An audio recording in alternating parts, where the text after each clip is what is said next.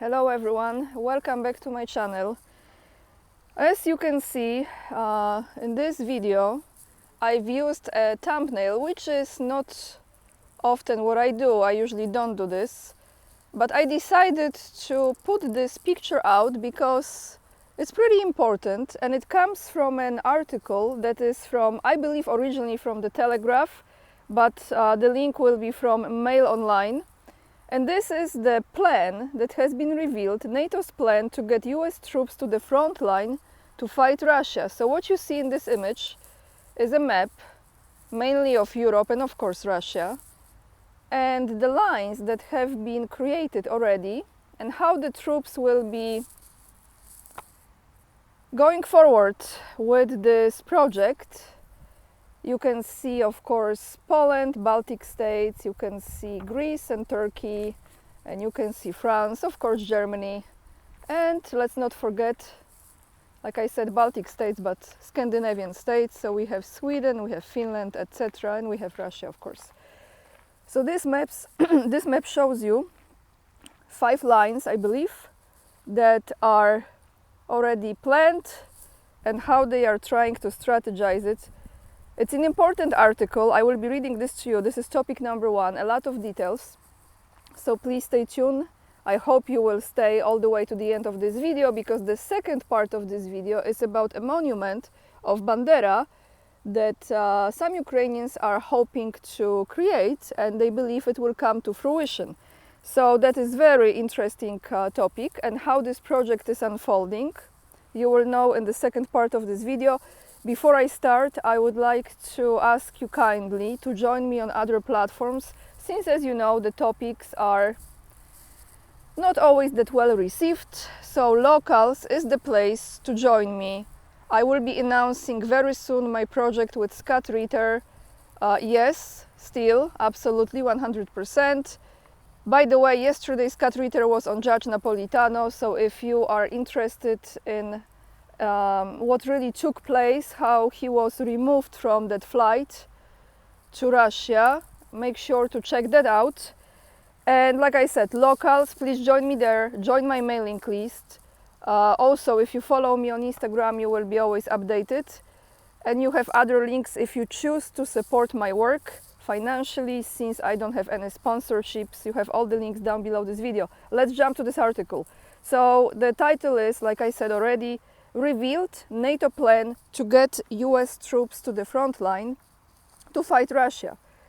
Alliance prepares for a rapid deployment of American soldiers amid fears Moscow is plotting major war with Europe. I'm not going to comment, we all know the spiel. Let's just get through this important article. NATO is drawing up plans to send American troops to the front lines of Europe in the event of an all-out conflict with Russia, it has been revealed.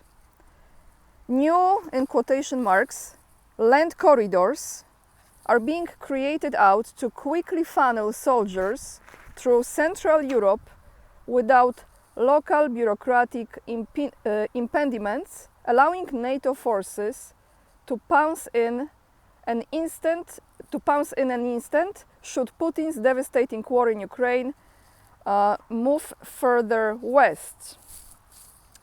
The plans are set to include contingencies in case of Russian bombardment, letting troops sweep into the Balkans via corridors in Italy, Greece and Turkey, or towards Russia's northern border via Scandinavia, officials told the Telegraph.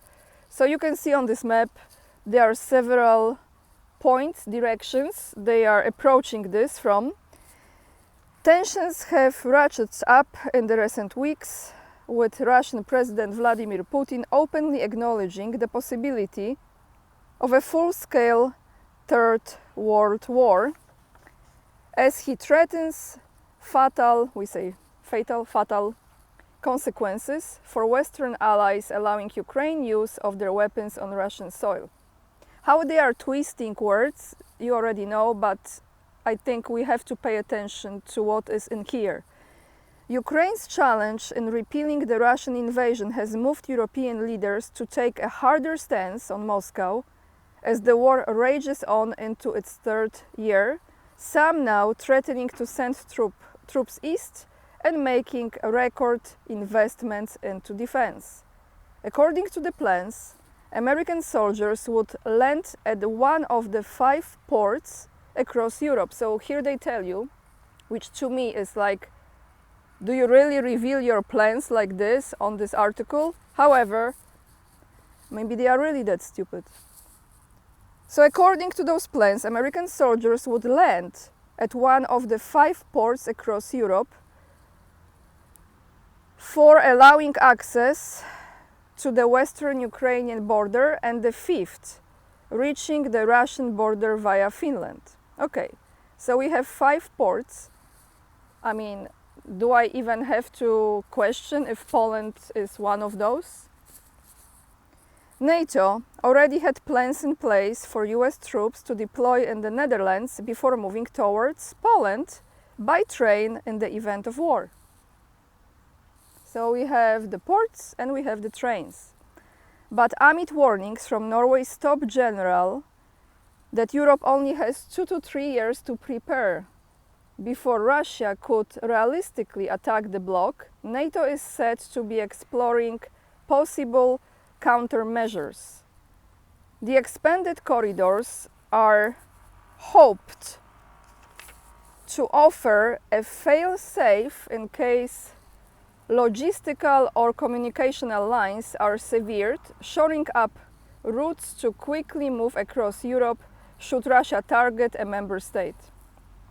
In the event, the road through Central Europe, make sure Poland is there, right, becomes compromised, Allied troops would be able to move through Italy into Slovenia and the Balkans, bypassing the Alps and Switzerland. Even Switzerland is part of this experience. Look at this, guys. The aim, which I don't think is very, I mean, you have to save Switzerland, you know. That's where the reptiles mainly reside. The aim of the plans would be to ensure armies could rush through Europe without delays caused by local regulations and checkpoints, as the French government observed difficulty moving tanks through borders via route to Romania. Greece and Turkey, also both NATO members, could provide routes through Romania and towards the southern coast of Ukraine under the plans. So here comes Greece and Turkey, guys. I think Turkey has the second largest army in NATO, right? And then there are talks that Turkey might withdraw from NATO. How Turkey withdrawing from NATO, sorry, I'm sidetracking now. How that move, if that happens, can complicate those plans. Don't you think that would be something? So, and a 5th route through Norway and Sweden into Finland could allow troops to reach the Russian border in the north since Finland's accession to the bloc in April last year. NATO leaders agreed last year to prepare 300,000 troops to be kept in a state of high readiness to defend the bloc in case of an attack on a member state, just under, so this 300,000 is just under half the force Napoleon Bonaparte sent to Russia in his disastrous 1820 campaign. Russia, meanwhile, continues to amass forces. The Royal United Service Institute, RUSI, short RUSI, think tank assessed that the Russian military began 2023 with a highly disorganized force in Ukraine of around 360,000 troops, rising 410,000 by the summer. By the beginning of this year, they reported there were 470,000 troops in occupied territories. In December, so last year, NATO tested its readiness for war in Europe with joint tabletop exercises involving the UK and allies in the Baltic. The exercises aimed at clarifying roles and responsibilities, addressing possible challenges of organizing various forces around a common offensive. France has also announced plans in March this year to deploy, I think this year, right? 37 Leclerc tanks to Romania to ensure readiness, further strengthening an international battalion in the east. French President Emmanuel Macron has urged NATO unity against a belligerent Russian aggressor, warning, quote now, "the rules of the games has changed," end of quote, in the recent speech in Paris.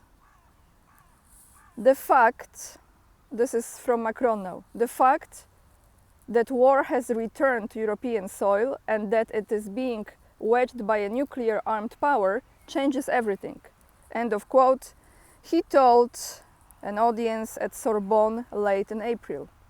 Macron warned that Europe is not armed against the risk we face, and urged his allies on the continent to avoid over-reliance on the US for security. So, like, they are pretending, right, that US is not behind it and that they are not buying this stuff from the US. I mean, you know, I don't have to finish my thought.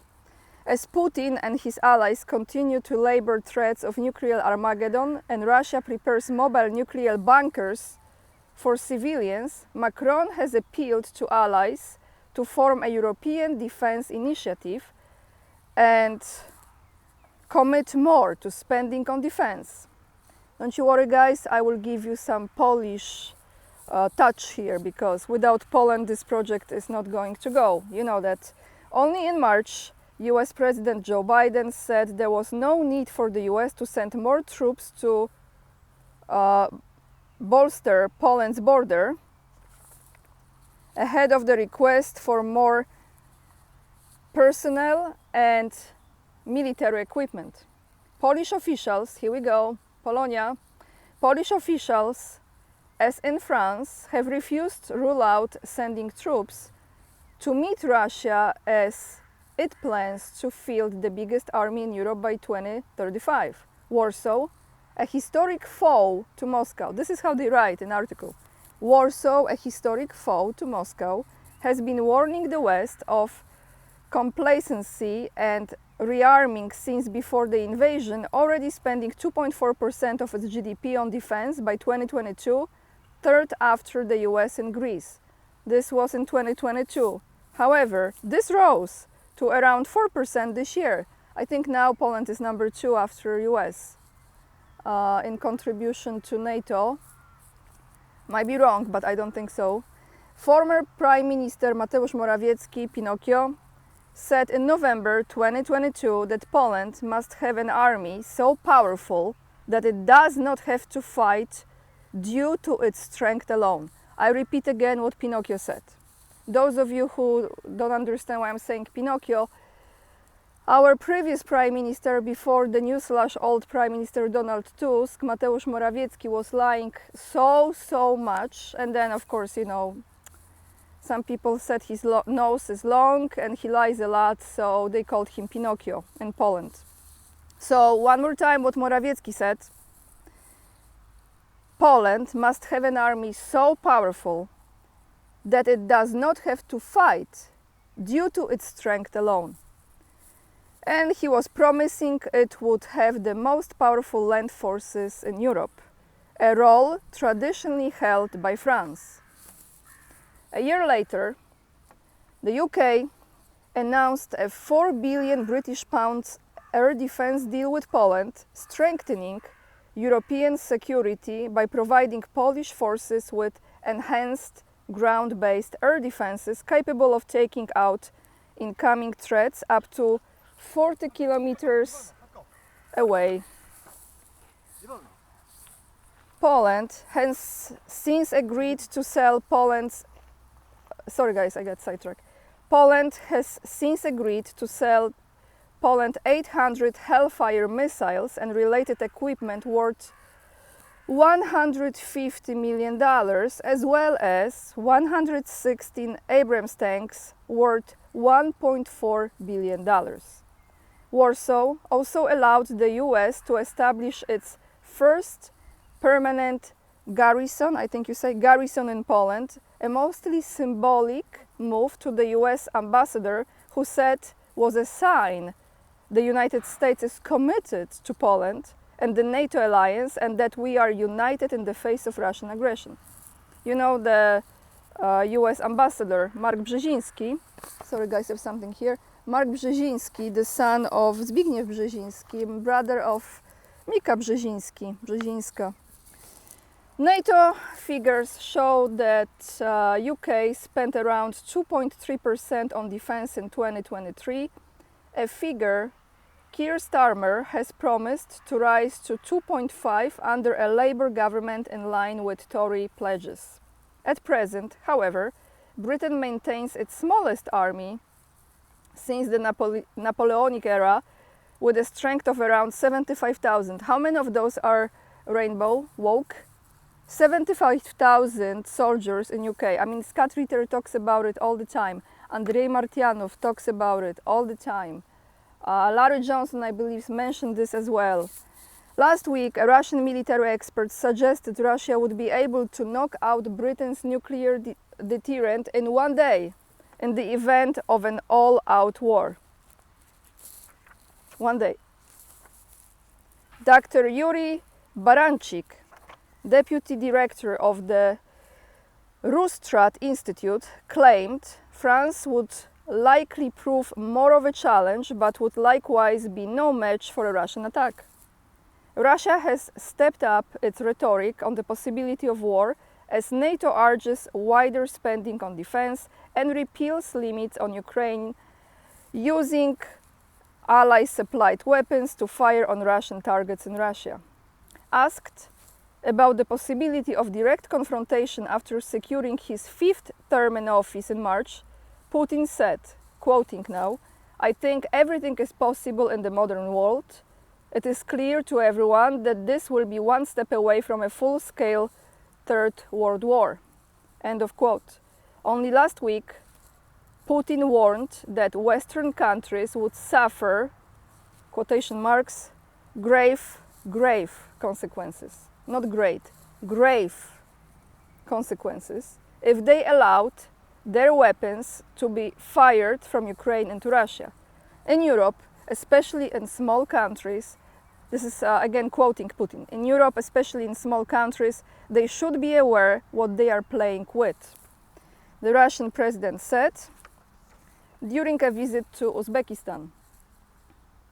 More from Putin.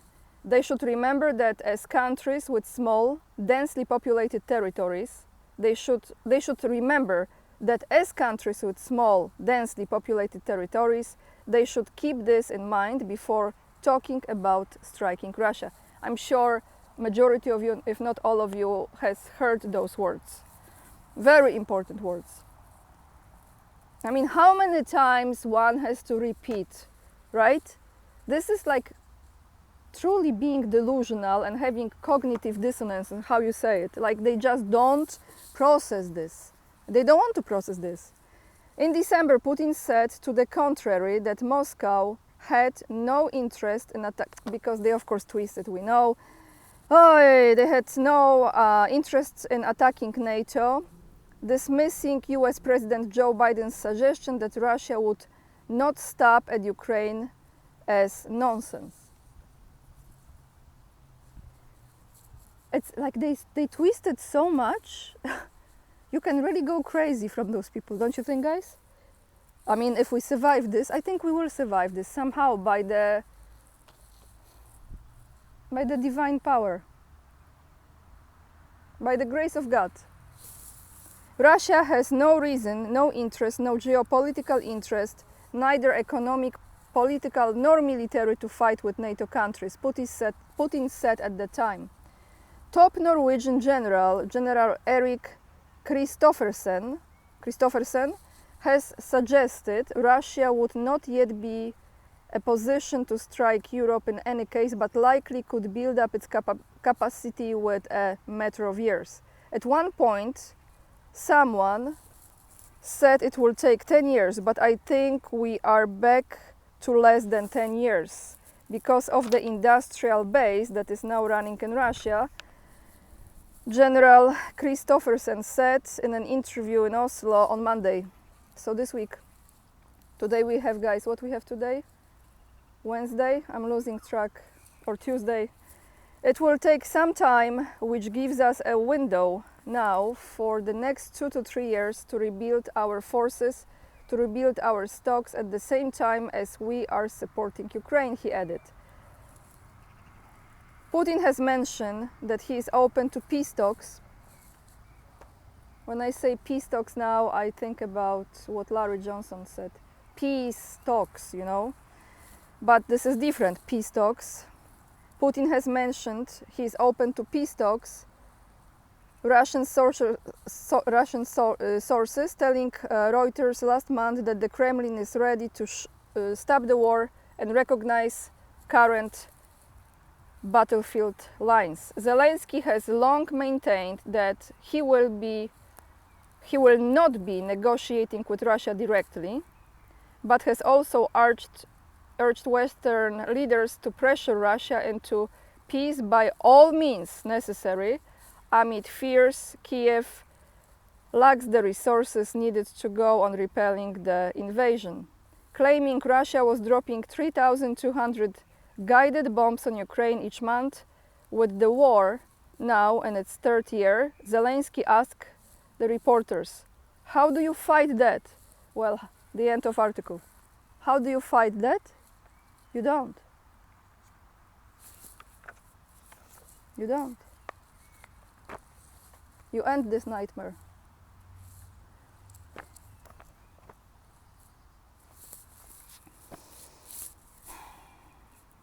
So there is a plan.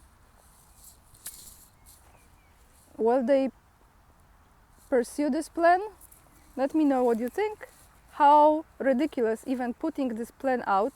What is the purpose of this article coming out? To create more fear in those nations?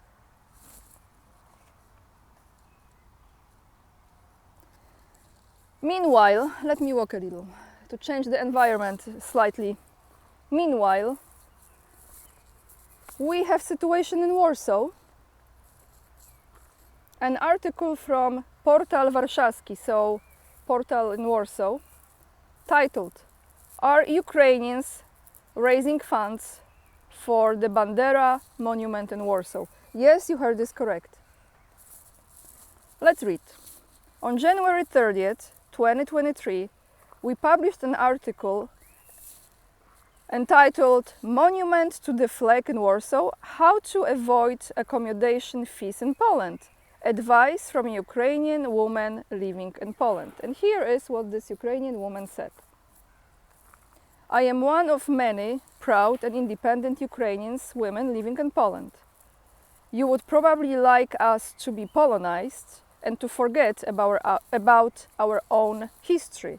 We won't let you do that! Exclamation mark. Today, after many centuries of humiliation, we are getting up from our knees. Our faith in Ukraine and its 1,200-year history and its national heroes is stronger than ever. We will defend our values, principles and tradition. Bandera will be celebrated all over the world, and your children will finally learn about it, that you have not falsified." So this is what she said, 2023, I believe, right? And now we have from words to deeds. This is the second part of this article. A fundraiser for, you know, like a GoFundMe page, which I have also. In Poland we have zrzutka.pl, so something of that nature, when you can donate. A fundraiser for zrzutka.pl has just been launched, in which we read, let me flip the page, 1 second, in which we read, "The purpose of this fundraiser is to build a monument to Stefan Bandera in Warsaw. The Russian attempt to annihilate, you know what I mean, the Ukrainian nation is not only bombs thrown at cities and villages, murders and robberies, but trampling and methodically destroying national identity and pride in having a free state. The expression of the identity of each nation is the memory of heroes, and its material expression is the monuments erected to them. Poles now have the opportunity to help Ukrainians preserve not only their life and health, but also their national identity. Thanks to the collected funds, we will be able to carry out the entire process of erecting the monument and developing the space around it, starting with defining the design, assumptions, and then, here are the points, what the money will go for. Ordering a monument design. Next, developing historical information about the person of Stefan Bandera and information on the construction of the monument, as well as the way of displaying this information and promoting it in the public space. Next, obtaining the necessary approvals and permits from the authorities. Next, ordering the construction of the monument and commissioning the construction. Next, completion and settlement of construction. The sirens are already out, maybe from this article. And the last but not least, preparation of the ceremony of unveiling the monument, to which we will invite all people supporting the collection. So guys, I'm ending this with numbers because it's all about money, isn't it? How much they want to raise is 1,500,000 Polish zloty, right? Let me calculate. Dollar is now around 4 zloty, 3.9 something. It's not $400,000, but around that. How much did they raise so far? Are you ready? I found one information, it was 14 zloty, 14 zloty. So the second info was 17 zloty. So not even $20. There is some hope. 81 days till the end of the project. I think there is less than 81 days now. So there you have this. What do you think? Tell me. Exciting, huh? So now Poles have the opportunity to do this. I have a question here. I was thinking about this when I was writing this down. Poland has done a lot for Ukraine, especially in the last few years. What Ukraine has done to Poland? It's just a very simple question from my heart. And I'm not trying to be negative here or judgmental. I would like to know certain facts, historical facts, how Ukraine has helped Poland throughout the history. I would like to know. I mean, really, please put in the comments how Ukraine has helped Poland in the history before. I'm not being sarcastic, I'm just honestly asking the question, sincerely. Comments of the day, everyone. 2 comments from my video yesterday, solo video, in which I was mentioning what they have done to Scott Ritter and how they have taken away his passport right when he was about to leave US and go to Russia. Comment is from Kerry Comack. America is beyond redemption. Second comment from the person, I don't have the name because it just gives the user and the numbers. He should have kept quiet and taken a private jet. Fascist American politicians don't want to lose money for their MIC. And someone responded to this comment and said, PL Gunnar responded and said, private jet flight costs $200,000 or more.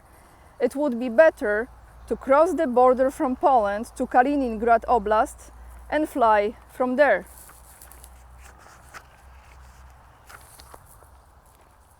So there you have it, guys. A little bit longer video today. I hope you are okay with this format. Please let me know. I hope you're okay with this article that I read you.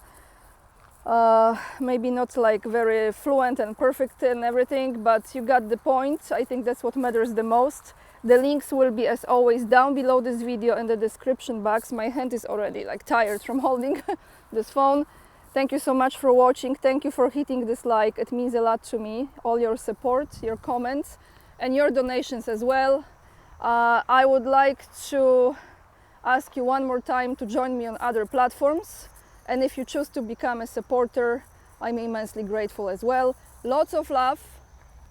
And remember, we are the leading edge and we are saving humanity. Bye everyone.